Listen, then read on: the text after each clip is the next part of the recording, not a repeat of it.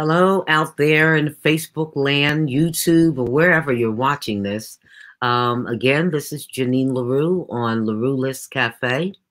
And as I promised you, I told you we were going to bring on some amazing women to talk about what they do with Junior Achievement of New Jersey. And I have to tell you, these women, now they're young. Some would call them girls. I don't call them girls. They're too old to be girls. They are all at least 18 years old. And I thought that I had made some accomplishments in life. But when you hear from these young women, you will find out that we've got a lot of catch up to do what these young women have already done in life and what we expect from them as they move forward. I'm going to bring in the person who is a part of the organization Junior Achievement. Catherine Milone, how are you? Wonderful, Janine. Thank you so much for having us today. We're truly grateful for this opportunity. Now, you've been with the organization for what, about almost 20 years, about 16 years or so. Actually, I started at JANJ in New York right out of college. So I've been with the organization 25 years. I was relocated to New Jersey about 19 years ago, and have been president for the last 16 years. So, that's my dog, sorry. Oh, that's all right. I mean, I have dogs too, so you'll hear them in a second. It sounded like a yawn, though. That's my Sharpay. Oh, I love it. So tell me, Catherine, how did you get started in Junior Achievement, and what is it that you do? Give us some background on how you do what you do. Yeah, I mean, the purpose of JA is to inspire and prepare young people to be successful in the global economy. And, for 100 years, we've been in business to achieve this mission. And really, in the end, we want to help young people become the absolute best versions of themselves. So we start in kindergarten. We have programs from kindergarten all the way through 12th grade, and we're focusing on 3 key content areas: financial empowerment, entrepreneurship, and being career ready. It's life skills. It's helping young people to understand their role in the workplace and their role in society, and how successful that they can be if they put their minds to it and they reach out to wonderful mentors that'll help them get there. And not all of the young people who come through the program, not all of them come from challenging backgrounds, but many do. And what I'm so amazed about, I watched the Business Hall of Fame Awards program that you had this year.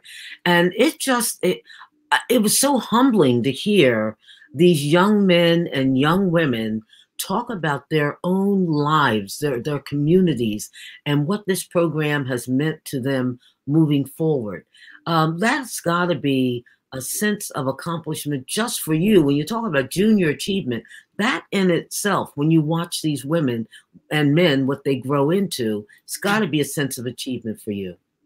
Absolutely. And, the New Jersey Business Hall of Fame, the purpose of that event is to recognize our ultimate role models here in New Jersey. And many of these role models are actually represent global companies.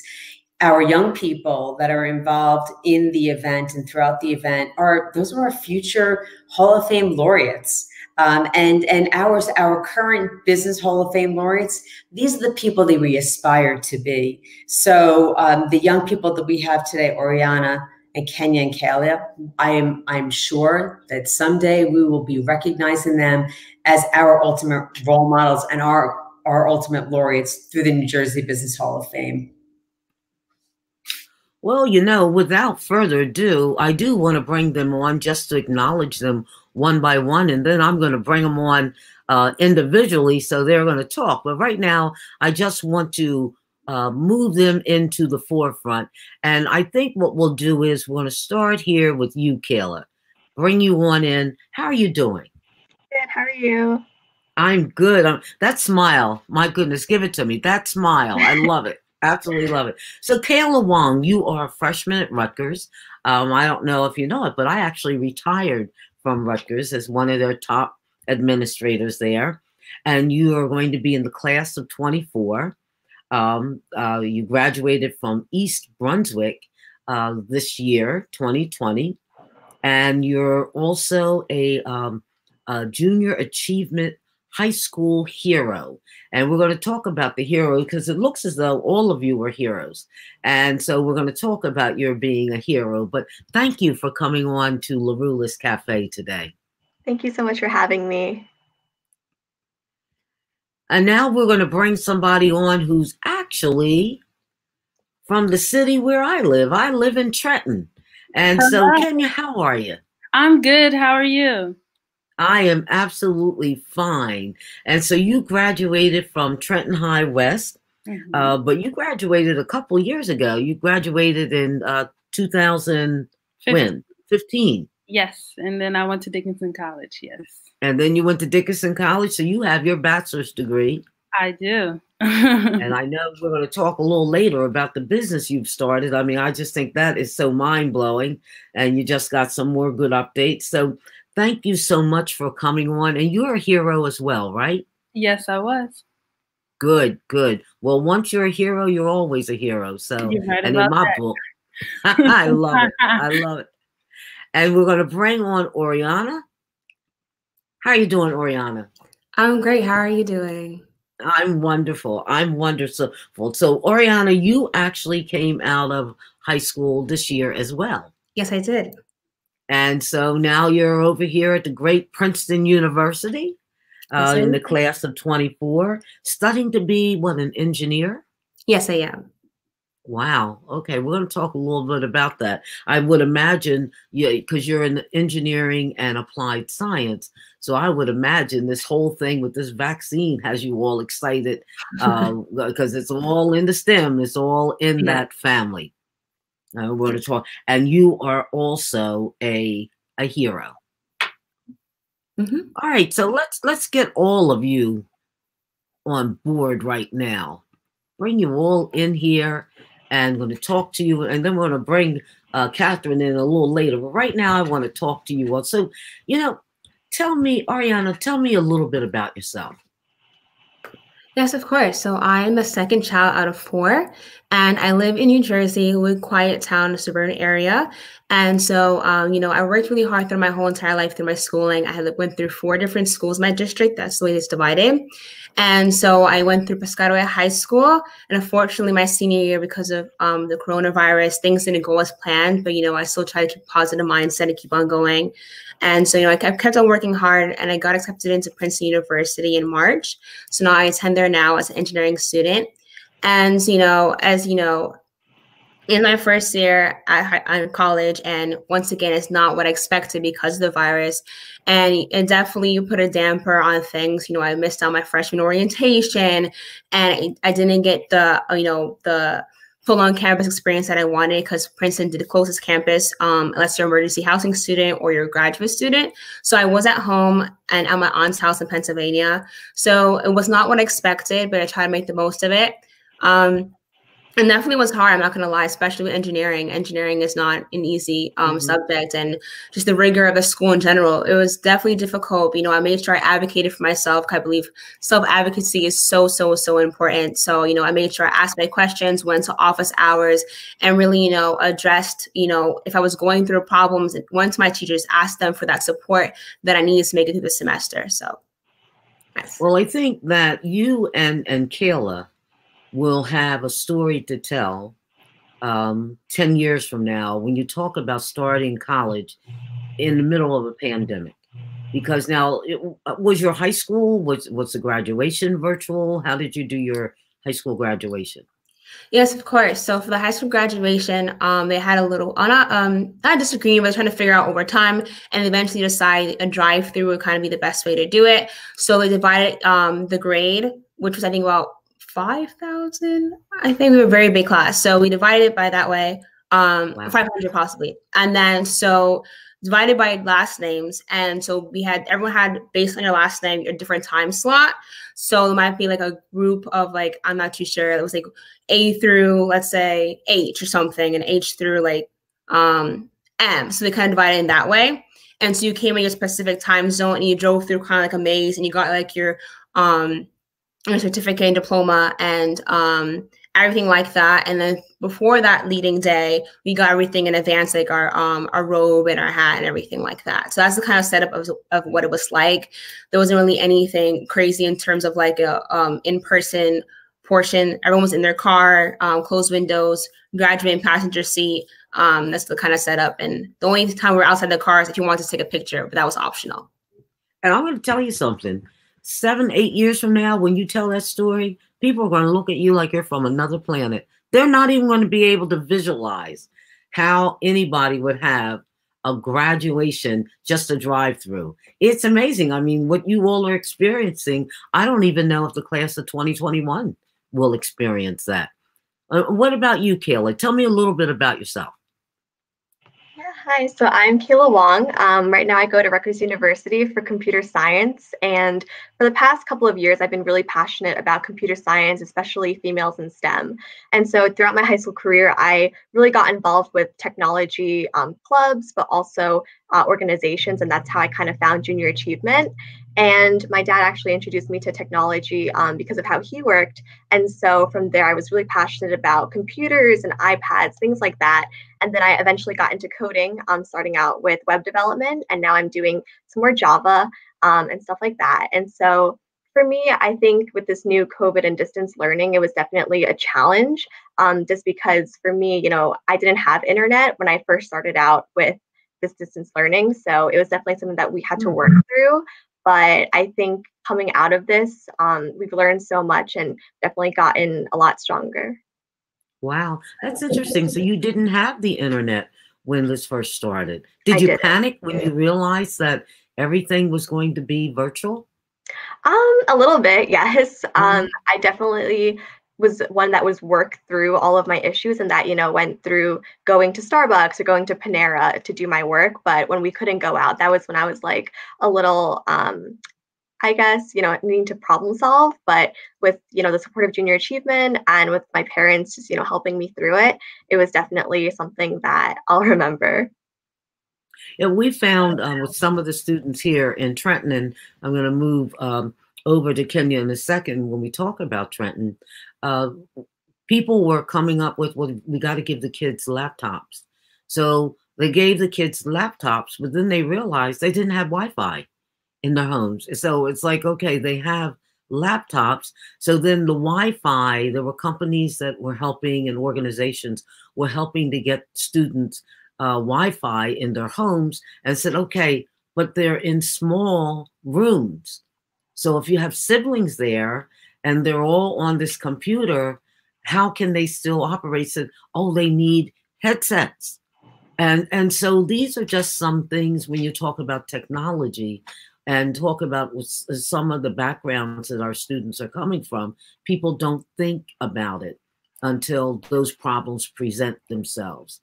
So Kenya, tell me about your lifestyle. Tell me about your organization, and then I have some other questions I want to ask each of you.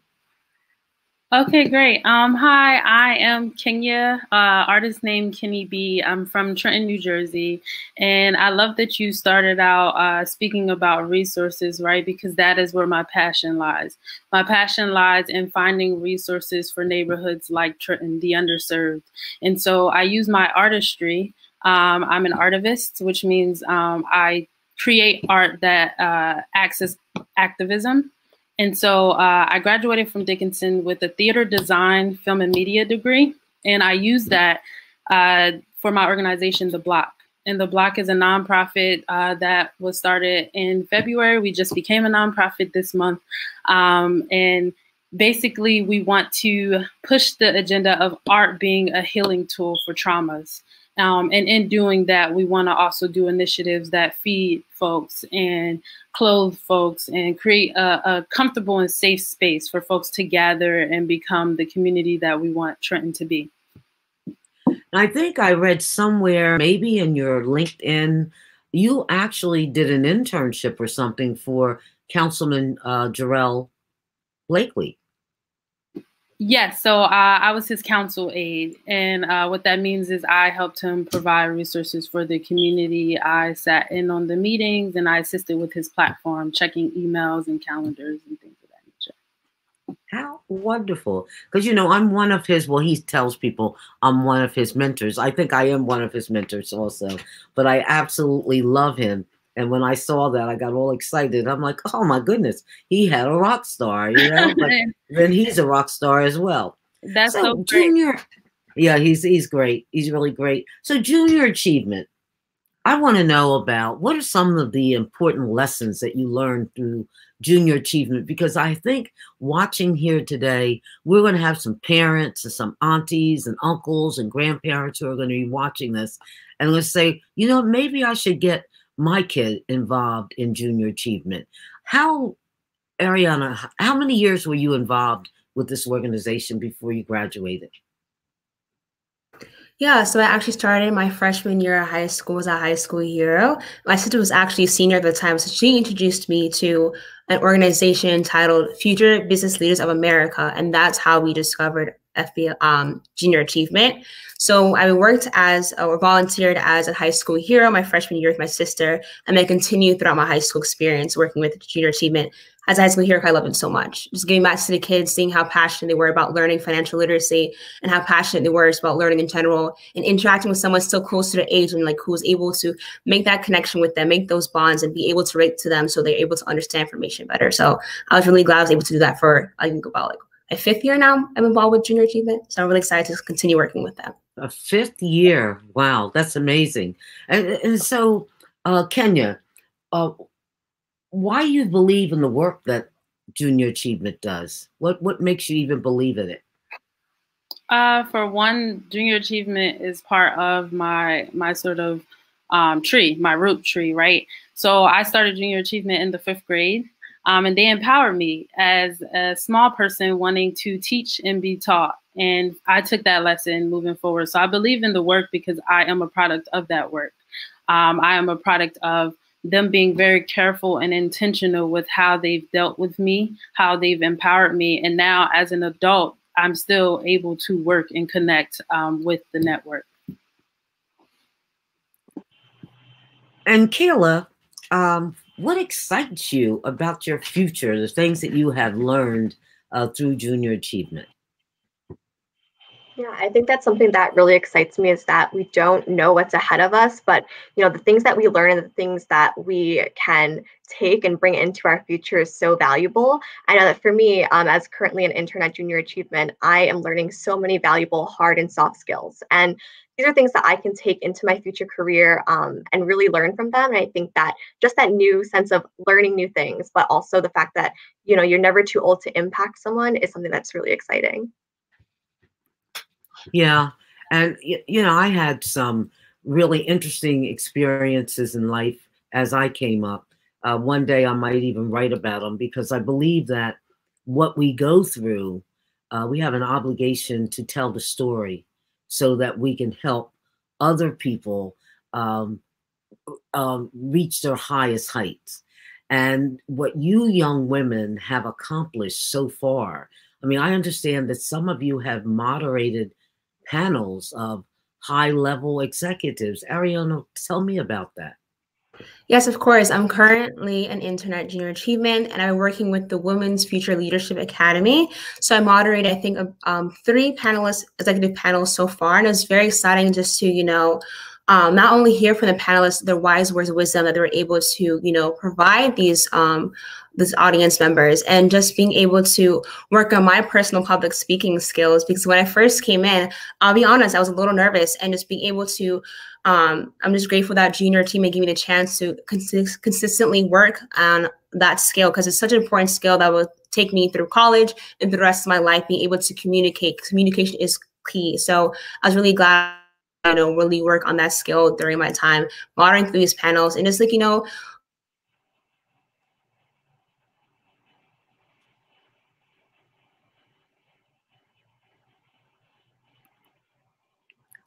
I think she is frozen just for a moment, but she will come back because her photo has not faded out. There she goes.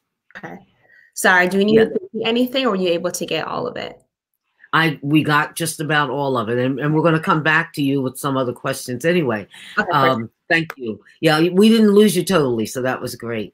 So Kenya, I noticed in part of your bio, you talk about being a civil rights advocate. And that's something that I would imagine you have something to say about what happened with the deceased George Floyd. How did that impact you? I could say that in conjunction with the pandemic, it put me in a dark mental space. And so I used that energy, that longing to heal, that longing to find answers as to why our people go through what George Floyd went through. And I put that energy into the block. And so I was upset. I cried a lot, right? But I used that to find a way to serve my community and create opportunities so that I can help improve my own very community, which is Trenton. Yeah, I'm gonna be honest with you. I cried a lot too. You know, I watched it, and I mean, those 8 minutes and 46 seconds, I just never thought. And I come through the civil rights period. I'm 70 years old. And I come through that whole period, but I never thought that I would watch someone die like that on TV, and it would be real. It would be a real life situation. Kayla, I want to know more about the Career Pathways Center. Tell me about that. Yeah, definitely. So this is a new initiative that we're rolling out at Junior Achievement of New Jersey, and it's a program and a database that we are creating that will allow students to look at potential and different careers that are offered in New Jersey, different employers that New Jersey has, and different educational institutions that we offer. And so students can take first a test that will get a grasp of their skills, their interests, things that they would like to pursue in their future. And then it will recommend them different careers and employers that they can potentially work for. And I think this is so important because as young students, you know, everyone's so curious and wanting to learn more about what the future has in store for them. But there's certain jobs that are talked about and there are some that aren't. And so with this Career Pathway Center, students really get to see the different careers that they can have and what really aligns to them. And with this information, they're really able to plan for their future and see what they would like to do. I'm going to bring Catherine back into this conversation because Catherine, you get a chance to see this is the product here. This is the product. And from what I understand, there are hundreds more like them as a part of this program. How many people are in Junior Achievement at this moment in New Jersey? We impact, on average, we impact about 80,000 young people annually here in New Jersey. Nationally, the organization impacts about 5 million, and globally close to 10 million young people from kindergarten through 12th grade. And what's really interesting about Kenya, Kayla, and Oriana are that they are products of a brand new initiative, an internship program that we just started this year. And this really came out of COVID. When COVID surfaced, we made a strategic pivot to a virtual environment for all of our program initiatives, and really focusing on innovation. And part of that innovation was going back to our alum, to those high school heroes, to those young people that went into their elementary schools and they taught JA, and to give them an opportunity to provide them with an internship where they could do really big projects with us, through whether it's Kenya working with our high school heroes and bringing it online virtually, or it's Kayla working on the Career Pathway Center, Oriana, taking the lead on the Women's Future Leadership Academy. These are really important projects that they're leading, and I'll tell you, it is so inspiring to me to watch them just blossom in their roles with the organization. And I just can't wait to see what their futures hold for the three of them and for their peers who are also involved in our internship program and beyond. We are really in good hands with these young people. They are going to lead the nation and the world someday. I have no doubt about it. I told a story last night on one of I do what I call coffee breaks. Every once in a while, I'll put my phone up in a clip and I'll just go live on Facebook to talk about things. And one of my coffee breaks last night had to do with my son.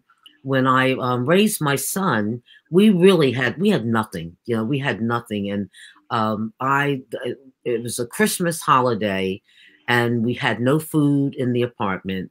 My son, he was actually walking on snow with holes in the bottom of his shoes.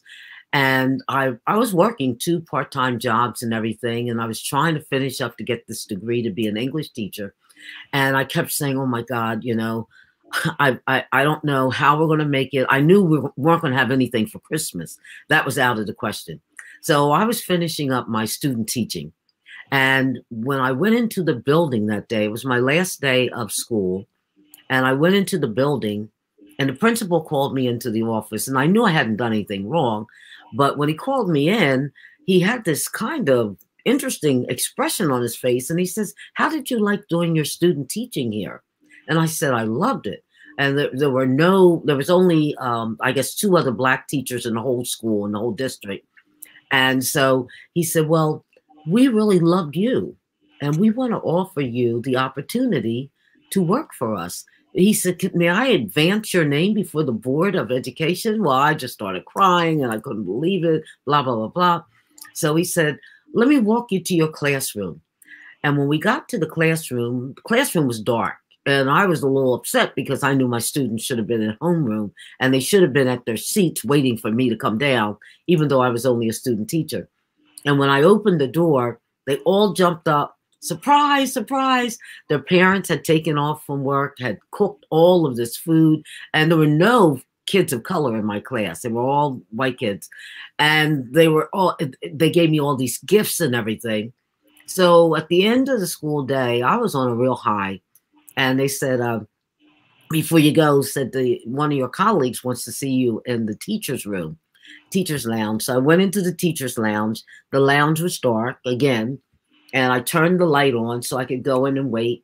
And all of these teachers jumped up, said, Janine, surprise. And they had all gone out and had gotten my 2 kids, every bit of toys that you could think of. I mean, I would have never have been able to afford it. So when I left, naturally, I was a mess. I was crying and tears of joy on my way to pick my kids up from Head Start. And I could never pay the bill on time. So the head of the Head Start called me into her office. And when she said, she said, sit down. I said, oh, Miss Johnson, I promise you I'm going to get the bill caught up. She said, no, you're not. She said, in fact, what we're going to do is we're going to forgive it. I said, I don't have to pay. She said, you don't have to pay what you owe us. You're going to have to start paying us when you come back from the holiday. She said, but I want you to see something. And they brought my son in. And the teachers had put together their money and had bought him new shoes. And they were like Timberland boots. I mean, they were very expensive. And it was quite a day for me. And the reason I mentioned this story, fast forward to mean something to the 3 of you, he was honored by the Federation of Colored Women's Clubs. I don't know if you've heard of that organization, one of the oldest organizations in the country for Black women. He was honored. And one of the persons on that board who was there, who had not seen my son since he was 4 years old, was the head of Head Start, who had bought him those shoes. And she said to me when I went to her, I said, do you remember me? And she kind of looked at me and I said, I'm the lady. I had a little boy and you guys bought him shoes. She said, I remember him. Said, how did he turn out? What is he doing? And when I told her, I said, he's one of the guys you're honoring here today. I said, he's almost 50 years old now. And I hadn't seen her in all those years. So the 3 of you, you have no idea the impact that you're going to have on this world because of the impact that people like Catherine has had on you. So I'm going to end this with asking you each one question. And it's a question that I ask myself a lot because things are kind of crazy right now with the pandemic and with social justice issues and trying to move to the next administration, wondering if it's going to be a seamless transition. And I often ask my question of myself, Janine, what gives you hope for the future? What gives you hope? And I'm going to start with you, Oriana. What gives you hope for the future? Honestly, I believe the youth and how powerful they are give me hope. Just seeing what has happened during quarantine alone about people wanting to make change and fighting for their rights. And obviously, it's a very difficult time to do so if you don't want to risk getting COVID, especially if you have someone who's at high risk in your family. But people, really going out there and trying to fight for the change that, is time to come, because we've seen, how history is repeating itself, and it's awful that we are at this point. But, I truly believe that the youth has so much power in them. And just seeing, programs like JA that do believe in the youth and giving us the opportunity to grow and seek our full potential, our greatest potential, really makes me, very satisfied and really pushes me to work harder so, I can make change in my future and inspire others to make change as well. Oh, okay, Kayla. What gives you hope?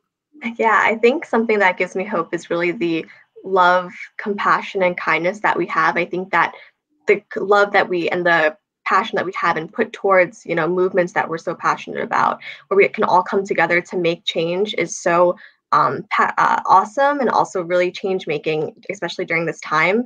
And I think that also with the compassion and kindness that other people have, for example, Catherine and everyone at Junior Achievement, who invest in our future and invest in the people that they work with, that's just so powerful.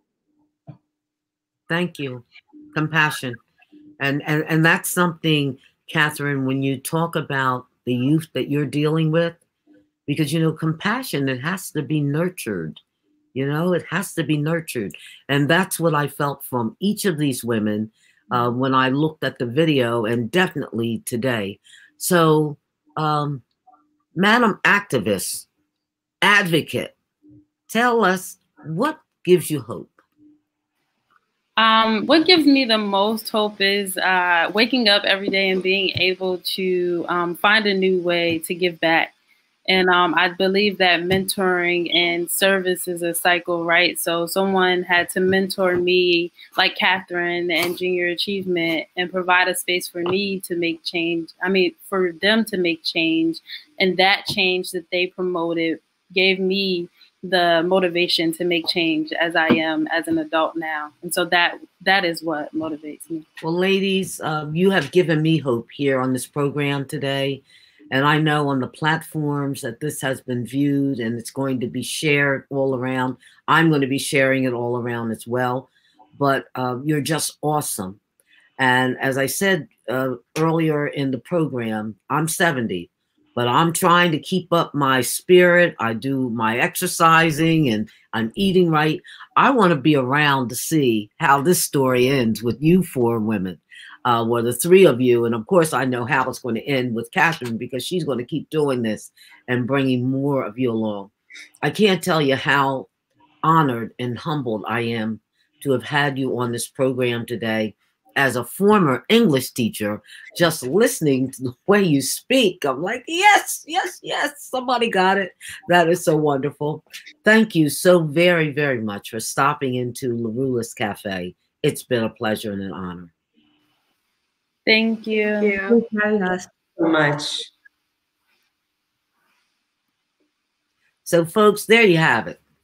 Junior Achievement. These young women are just, well, I would say badass, but you're not allowed to say that on Facebook, so I won't say that. But I'll say that they are awesome, all of that, and whatever, a bottle of Coke. Thank you for stopping in LaRuelist Café. Make sure you forward this around, share it around, especially if you have young people in your lives. Let's see what the possibilities are. And no, this is not just a program for young women. When you look at some of the things they've done, we have young men involved in it. It's very, very socioeconomically diverse. ethnically diverse. It's just wonderful. So thank you very much and enjoy your day.